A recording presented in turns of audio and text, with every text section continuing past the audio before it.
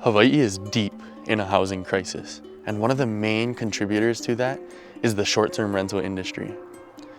The governor's office estimates that there are over 75,000 short-term rentals operating illegally across the islands. These are unpermitted, unregulated, and untaxed. They're squeezing local families out of housing, draining our resources, and continuing to warp our economy around visitor demand. But the issue isn't just the illegal ones. Here on Maui, there are thousands more operating on exemptions and zoning loopholes, protected by outdated carve-outs like the Minatoya List. Most of these units were never intended for tourism, but they've been allowed to function like hotels for decades, and they're not hotels. But the opposition loves to say that these units were never intended for long-term housing. They're not suitable for local families. Local families shouldn't want them. There's not enough storage, only one parking stall, blah, blah, blah, blah, blah. But these places were housing local families, local people just fine before they were converted into STRs. These are perfectly suitable homes. Straight out of high school, me and 4 of my friends, we lived in a 2-bedroom, 1-bath condo with only 1 parking stall. 5 of us, 2 in 1 bedroom, 2 in the other bedroom, 1 in the living room. We only had 2 cars between the 5 of us. I got the parking stall, and my other friend, he had to park a little bit down the road. But we made it work. You know why? It was a perfect opportunity for us to start.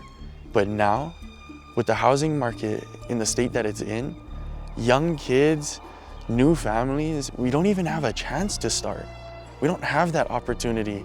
The only opportunity now is to stay at home much longer than you intended, living with your parents, or tuck tail and run to Vegas because of greedy STR owners, out-of-state investors, and people looking to exploit any loophole that they can just to make a profit. And now our next generation doesn't even have a shot. No starter rentals, no starter family homes, no space to breathe and grow, just struggling before you even get a chance to start. And we let all of these potential homes turn into ghost hotels. Keypads and lockboxes, no on-site staff, no front desk. Hosts live off-island and manage everything remotely. It's fully automated from booking to entry. These aren't homes anymore. They're just revenue streams. And the result of that is, whether it's legal or not, those are homes that could be potentially housing local people and local families. But instead, they're just generating passive income for out-of-state investors. Because let's be real, over 85% of those units are owned by people who don't even live here. That means the vast majority of profits generated by these STRs are being funneled outside of Hawaii. They don't live in our communities, they don't serve our communities, they don't shop in our stores, they don't coach our keiki sports, they don't vote in our elections, they don't volunteer at our beach cleanups. They don't contribute to any of what makes our community and our home special and amazing. But that very community and home is exactly what they're exploiting and profiting off of. Today, there are 6,127 short-term rentals protected by something called the Minatoya List. It's a legal loophole the county created back in 2001, when a handful of condo owners wanted permission to keep renting to tourists in apartment-zoned buildings. It was supposed to be a small exception, but over time, it got abused. Now it covers thousands of units, not hotels, but condos and apartments that were meant to house local people. And because of this list, those units are legally allowed to operate like hotels, even in neighborhoods that were never zoned for tourism. Nobody planned it like this, but when the county looked the other way, people saw opportunity to make a profit. One by one, homes got pulled off the market and flipped into short-term rentals. Realtors became STR managers. Investors started stacking units, and entire apartment complexes and chunks of local neighborhoods were gone. And this isn't some big conspiracy. This is the result of thousands and thousands of selfish decisions. And it's not just happening here on Maui, or here in Hawaii even. From Amsterdam to Barcelona, Lisbon, New York, LA, cities around the world are dealing with the same crisis. And they're banding together, standing up, and saying, enough. So this isn't just a Hawaii problem. This is a global pattern. Everywhere that STRs blew up, people lost homes and communities were destroyed. A neighborhood isn't a hotel district, and a home isn't a commodity for some investors' passive income. We're not doing anything crazy or unheard of here in Hawaii with this fight against short-term rentals. We're actually far behind other communities, and we have to catch up. So we are looking around and are saying, what can we do right away that makes more homes available? Ultimately, our goal is to get more housing back into the housing market for people to be able to rent. A packed house in Anaheim tonight, dozens of people fighting to stop short-term rentals in their neighborhood. The majority of the people who showed up today were wearing these t-shirts that say, ban STRs. Barcelona City Council has announced plans to scrap 10,000 tourist flat licenses in a bid to address the city's acute housing crisis. Y eso nos va a permitir poner 10.000 viviendas en el mercado del alquiler o a la venta, o sencillamente que tengan el uso residencial que seguramente nunca tendrían que haber perdido. Another North Texas community is planning to ban popular short-term rentals like Airbnb. In Lewiston, the town board voting earlier this week to ban all short-term rentals, including Airbnbs and beds and breakfasts. Town leaders say the change comes out of concerns over the well-being of people who live there. Residents raising concerns over the growing number of vacation rentals like Airbnbs in San Diego County. The big question, what do all of these rentals mean for the real estate market? New this morning, Tybee Island's City Council has approved a short-term rental ban. Since those against the ban are only worried about one thing. The advocates for rentals, it's about money. One in every 3 housing units is a short-term rental. We experienced an amazing outcry from our citizenry stating that there is a problem. In a late-night vote, the Dallas City Council approved a plan to eliminate most short-term rentals across the city. We're fighting to preserve housing and homes and neighborhoods. There are fewer and fewer properties available on the rental market. This is because many flats have been turned into tourist accommodation, bed and breakfasts, or holiday homes, and this shortage of accommodation has automatically pushed up rental prices. Well, Plano's City Council approved a ban on new short-term rentals in neighborhoods. Oh, and if you're a property owner in unincorporated Washington County, there's a new ordinance. Unhosted short-term rental properties are now banned. And an ordinance is now in effect banning Type 3 short-term rental properties that are not the owner's full-time residence. The ban sparked controversy when the city passed it back in October as a solution to the area's affordable housing crisis. But housing advocates say the state of the housing crisis justifies lost investments. In this case, the government has prioritized those core needs, arguably the rights that people should have to obtain safe and secure housing, at the loss of investors. And in our opinion, that's a move that has to be made. Hawaii's short-term rental crisis is statewide, but to understand how bad it's gotten, let's focus in on Lahaina. Before the fire, West Maui had one of the highest concentrations of short-term rentals in the entire state. And yet, in 2022, the overall occupancy rate for all visitor units, hotels, STRs, and condos was just 69%. That means over 7,600 visitor units sat empty every single night. So for all the people who say phasing out STRs is going to destroy tourism and ruin our economy, if we couldn't even fill the units that we had, then what exactly are we losing? Because if we were to remove every single Minatoya unit from the visitor accommodation pool, we would still have thousands of units sitting empty.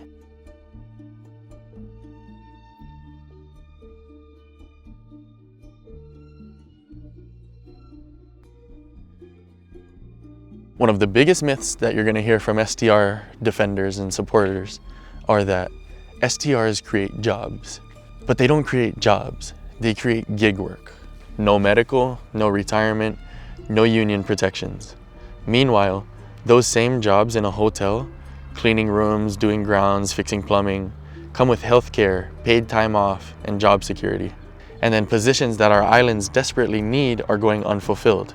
Teachers, nurses, county workers, firefighters. We can strengthen the local economy by creating real jobs, union jobs with benefits, healthcare, teaching, trades, agriculture. But first we need housing so that our people can live and be stable, so our people can show up for work and build a future here. And let's clear something up right now. The opposition likes to cry and then say, oh, we're paid by the hotel industry, we're hotel lobbyists, and we're just trying to help them get rid of the competition. First of all, if we were fucking hotel lobbyists, you think we'd all be working side hustles to survive? And besides, if you paid attention, we fight the hotels all the time too. They over-extract water, they bastardize our culture, and they centralized our economy around the visitor industry. But we're dealing with that. But this conversation is about short-term rentals and the destruction that it has caused on our community. And unlike hotels, these units were homes for local people. The hotels were never originally built for us to live in, and the hotels aren't in our neighborhoods. They're in hotel districts where we don't live. Besides, local people, especially in Lahaina, we grew up in and around these hotels. Our parents worked there. It was our first job out of high school. We pool hopped at night with our friends and got chased by security. Oh, those are some fun times. We took dates. We had dates at the restaurants there, you know. They're not ideal, but we navigated them, we worked there. And for most of us, they've been there since before we were born. But nobody grew up with an Airbnb in their neighborhood. Nobody looks back on fond memories of that STR down the road. And STR owners now, they expect all of us to protect this STR economy because, you know, I followed the rules, I did everything right when I bought my condo. I was allowed to do this, and now you're trying to take away my liberties.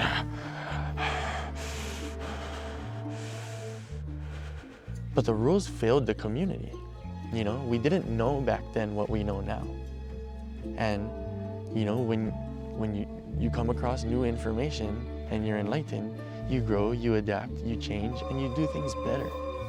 Laws weren't meant to guarantee someone's passive income, especially not at the expense of somebody's ability to live. And in fact, STRs are one of the riskiest investments that you can make. This isn't retroactive punishment. This is just policy correction. Just like with water diversion, monocrop farming, deforestation, and building on the coastlines, we didn't know back then what we know now. We didn't know the effects of the decisions that were being made. And now that we know that those decisions had devastating effects, we need to change. A lot of those decisions were made by a generation that grew up thinking that smoking cigarettes was good for your lungs. And once you understand the damage, you adapt. That's what humans do. And that's why we've survived this long at the top of the food chain. Not because we get everything right and because we're perfect, but because we have that ability to change course when we recognize that we're heading in the wrong direction. So no, we're not anti-business and anti-economy, but we are pro-community. And if a law or a policy is hurting our people or our place, then we have a right and a responsibility to change it and make it better. That's true leadership. We're not obligated to protect anybody's investments or anybody's profits, but we are obligated to protect our keiki's future. These STR owners will cry and complain that they're getting pushed out of their profits and we're ruining their investment, but they don't show any remorse or shed a tear for our people getting pushed out of their homes. They say that they need the rental income from their STR to fund their retirement or to pay their bills or to make ends meet. But meanwhile, our moms cannot afford a full grocery haul. Our people gotta work 2-3 jobs just to keep their neck above the water. Yeah, they lose profit and call it injustice. But we lose housing, culture, community, and they call it the market. Well, you should have worked harder. If you just worked harder, then you could afford to exploit your home the way we exploit your home. We're not trying to push them out. If they want to stay, they can stay. You just gotta rent long term. And if not, then sell and leave. Either way, we free up homes back to the market and we prioritize it for the people who actually live here. This isn't about hate. This is about who gets to live here and who gets pushed out. Should it be our local families who don't even own a single home getting pushed out? Or should it be the out-of-state investor who already lives out who gets pushed out? If we don't stand up now, the system is going to keep prioritizing and making decisions that benefit and serve investors over our people. And those decisions aren't just bad policy, they're erasure. We have the tools and the means to fix this. We have the truth.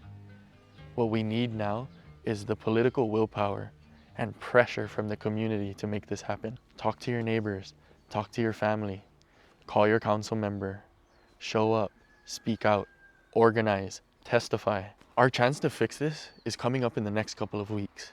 The council announced that by the end of May or early June, this will be back on the agenda.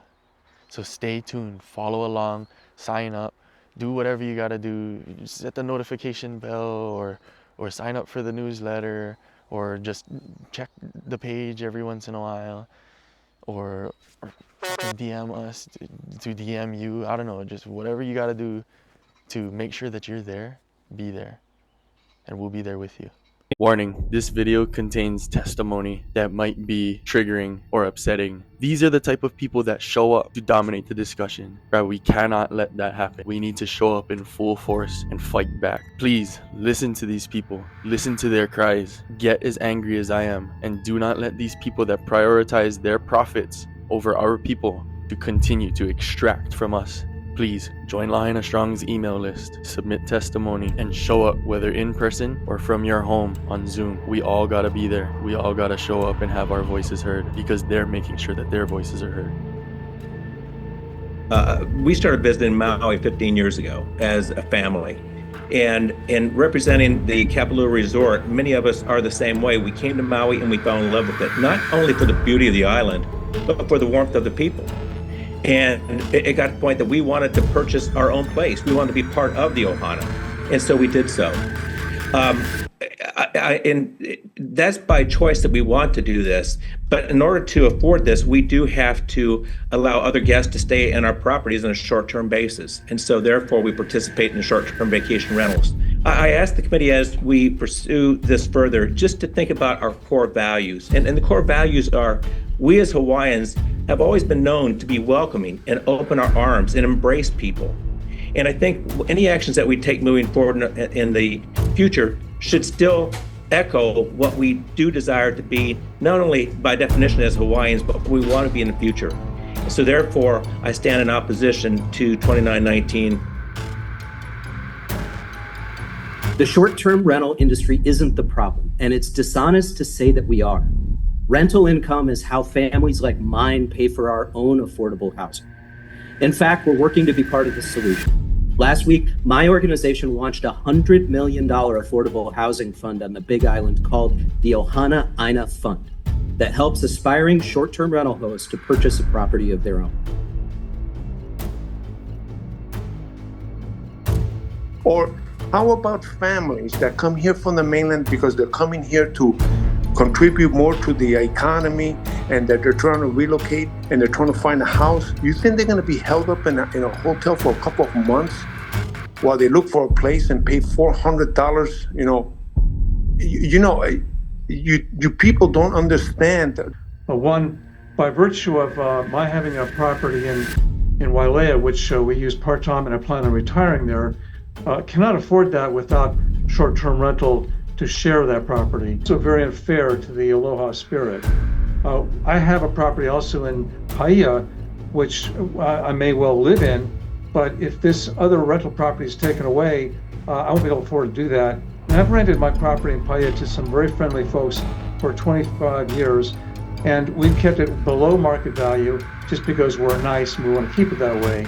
No, RFI phone, last call. Elizabeth Ray? Yes. Okay. Yes, can you hear me? Yep.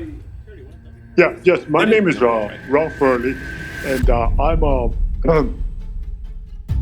come from long heritage of Hawaiian descendants, and let me relay with you a true story here.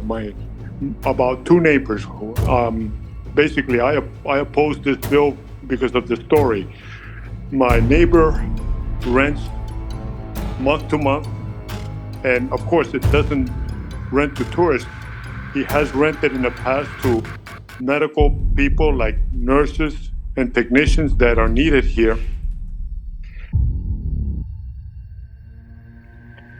Now, let's not forget, people come to Hawaii because of the people, right?